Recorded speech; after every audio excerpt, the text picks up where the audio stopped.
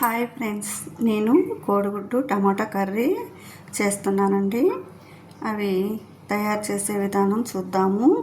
కోడిగుడ్లు 6 తీసుకున్నా నేను. ఒక అరకిలో టమాటాలు, పెద్దవి 2 ఉల్లిపాయలు, కొంచెం పచ్చిమిర్చి, తర్వాత అల్లం వెల్లుల్లి పేస్ట్ 1 స్పూను, ఆయిల్, పసుపు, కారం, ఉప్పు.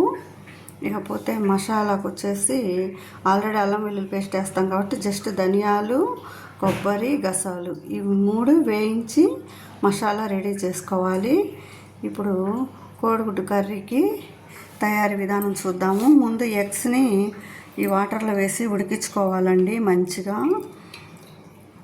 ఈ గుడ్లు ఉడికేలోపు మనము కర్రీని తయారు చేద్దాము. కొంచెం చింతపండు కూడా కావాలండి. దీన్ని నానబెడదాము. స్టవ్ ముట్టించి ఎగ్స్ ఉడికిస్తున్నాను.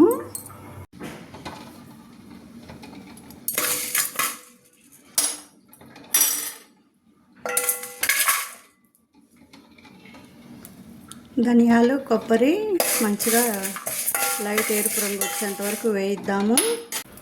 గసాలు లాస్ట్లో వేయాలి, లేకపోతే మాడిపోతాయి, త్వరగా వేగిపోతాయి కాబట్టి స్టవ్ ఆపేద్దామండి. మంచిగా వేగిపోయాయి. గిన్నె పెట్టాను, 1 గంట ఆయిల్ వేసాను. ఇంకొక హాఫ్ కూడా వేద్దాము. ఓకే, ఆయిల్ వేడెక్కాక ఉల్లిపాయలు, పచ్చిమిర్చి ముక్కలు వేద్దాము.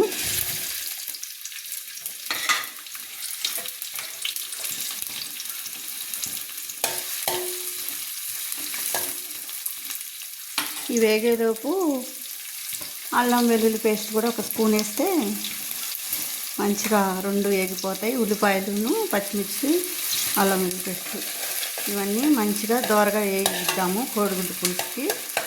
ఇక్కడేమో గుడ్లు ఉడుకుతున్నాయి కదా, ఇవన్నీ మంచిగా ఉడికినాక పులిసేద్దాము.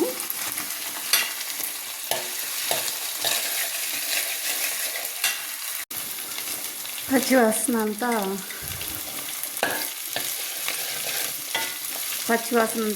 పోయి మంచిగా వేగిపోయిందండి. ఇప్పుడు వచ్చేసి టమోటాలు యాడ్ చేద్దాము.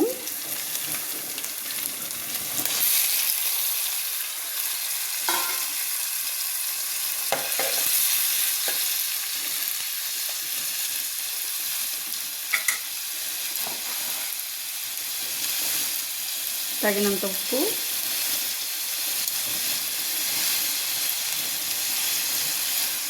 కారం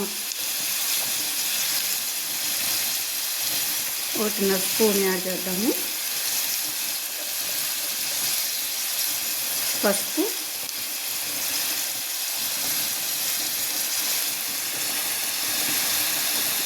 సిమ్లో పెట్టి బాగా మగ్గనియాలండి. టమాటాలన్నీ మగ్గిపోయాక ఈ గుడ్లనన్నీ ఉడికినాక ఒలిసి ఇందులో యాడ్ చేద్దాము. ఓకే, ఇప్పుడు ఈ టమాటాలు సిమ్లో పెట్టి మగ్గనిద్దాము.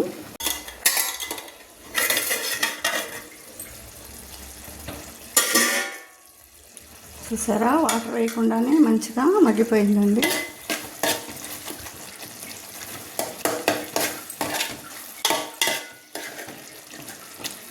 ఈ విధంగా మంచిగా ఉడికిపోయింది. మనం కొంచెం వాటర్ కూడా యాడ్ చేద్దాము, అన్నంలోకి పులుసు కావాలి కాబట్టి.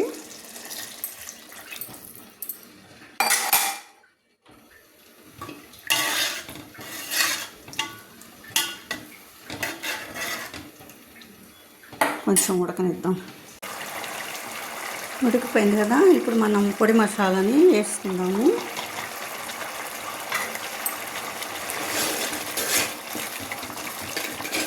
తర్వాత ఎగ్స్ ఉన్నాయి కదండి, ఎగ్స్ని మనము ఇలా కొంచెం చాకుతో అట్లా ఘాటు పెట్టుకుంటే ఉప్పు, కారం ఎగ్లోకి వెళ్ళి పులుసు పడుతుందండి.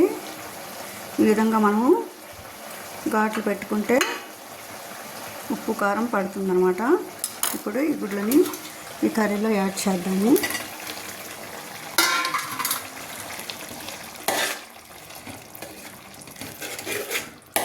ఈ విధంగా చేసుకుంటే బాగా అన్నంలోకి కలుస్తుంది, చపాతీలోకి బాగుంటుంది.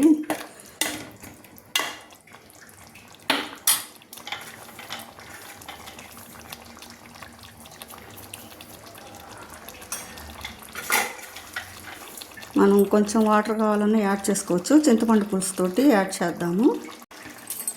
చూసారా ఫ్రెండ్స్, మంచిగా ఎగ్ పులుసు అవుతుంది, రెడీ అయిపోతుంది. ఇప్పుడు మనము బాగా ఉడికిపోతుంది కదా, ఇంకా 5 నిమిషాలు దించుతా ఉన్నాగా ఈ చింతపండు పులుసు కూడా యాడ్ చేద్దాము.